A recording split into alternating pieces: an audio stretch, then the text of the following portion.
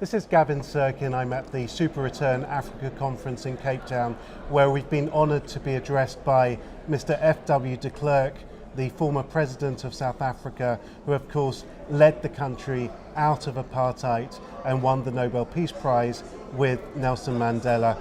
Mr. de Klerk, thanks very much for joining us. In your address, you talked about many things. You talked about Africa as an awakening giant, with South Africa as playing a leading role in that. You also talked about the sophistication of the financial industry, second to none in the world, but you also raised some concerns that South Africa is facing, particularly on the level of corruption, on the level of education of the workforce. How do you see these things being addressed? Well, the good news is that the government has realized that we need to address these issues, such as corruption, such as the problem of a failing education system, such as our very high unemployment, and that they appointed a commission which resulted in a national development plan being adopted. That national development plan contains proposals which, if implemented effectively and speedily, will be able to address those problems. Corruption is a tremendous problem and lies at the heart of the political debate at the moment. And maybe corruption can only be addressed if we have a change of leadership, which seems to be in the offing. But education, to my mind, lies at the root of our economic problems. Now, when you talk about a change of leadership, be a bit more specific if you can. How do you see this evolving? Where do you see the ANC going? I see the ANC, I see a new political realignment, more around values and away from old historical divisions. I see the moderates within the ANC and the radicals within the ANC getting separated from each other. The war will be who gets the trade name ANC and who forms a new party. But I see a split coming, whether it will be a series of smaller splits or one big split, I can't predict. But a split coming and a realignment in party politics where people believing in the same values, although they find themselves in different parties, will much more easily be able to work together, form coalitions, and will be representing the overwhelming majority of South Africans, which are moderate in their outlook and who would like South Africa to succeed, and who don't believe and don't support radicalism in whatever form. Now, we're 2 decades on from the bold steps you took to eradicate apartheid. Where has South Africa succeeded since then in building a cohesive society, and where are the limitations? Where are the biggest concerns that you have? We are still a very divided country. The gap between rich and poor has not really been closed. We have extremely high unemployment. The official figure is 27%. But I think for black younger people between, let's say, 18 and 30, it must be about 50%. This is a time bomb on which we are sitting.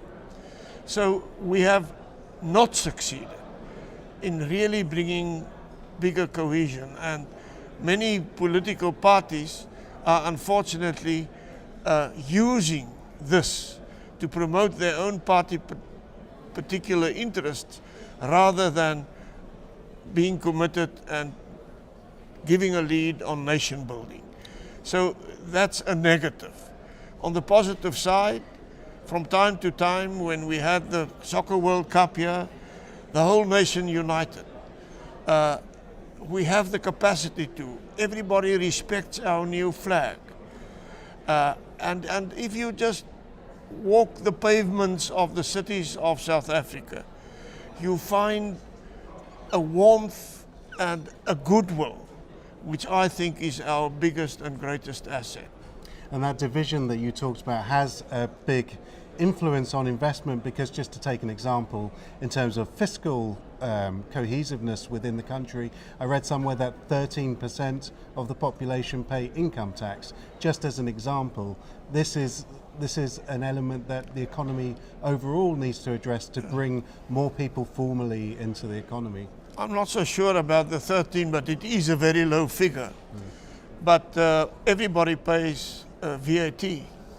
So everybody is contributing in the indirect tax method. Income tax for the higher income groups is not excessively high, it's about 41%. For companies it's even slightly lower. So at the moment the thresholds that we have isn't too high. But there is a risk that with government expenditure not being controlled very effectively, with a bloated bureaucracy and civil service, that it may turn out more negatively than I would hope. But on the other hand, we are fighting against being demoted by the ratings agencies, and there is a new spirit within government led by the Minister of Finance and supported by most in cabinet, a new spirit of we must get our economic and fiscal policies in the right place to ensure economic growth and to ensure investment confidence. Finally, Mr. de Klerk, because I know you've got a busy schedule, South Africa isn't the only country facing division at the moment. The US is concerned. There's a lot of concern about Donald Trump and how that will affect society. We have polarization in some parts of the US. What would be your advice to Donald Trump? Well, before I reply to that, let me say my biggest worry is that also in Europe, all over the world, countries are becoming more inward-looking. It is as if they are prepared to turn their back on the good things which globalization can bring and which more open trade can bring. That worries me. I don't have specific advice for Donald Trump, but I would suggest that he ensures good partnership between government and the private sector. That is where the wealth will be created from such a good partnership. Not big government, but small government. That is what I believe in. And maximum economic freedom for the private sector to create wealth, which wealth can be used to address the needs of those who are greatly in need. That's a great hope to end on. Mr. de Klerk, it's been an honor. Thank you very much. Thank you. Everything of the best. Thank you. Thank you. This is Gavin Serkin for SuperReturn Africa here in Cape Town.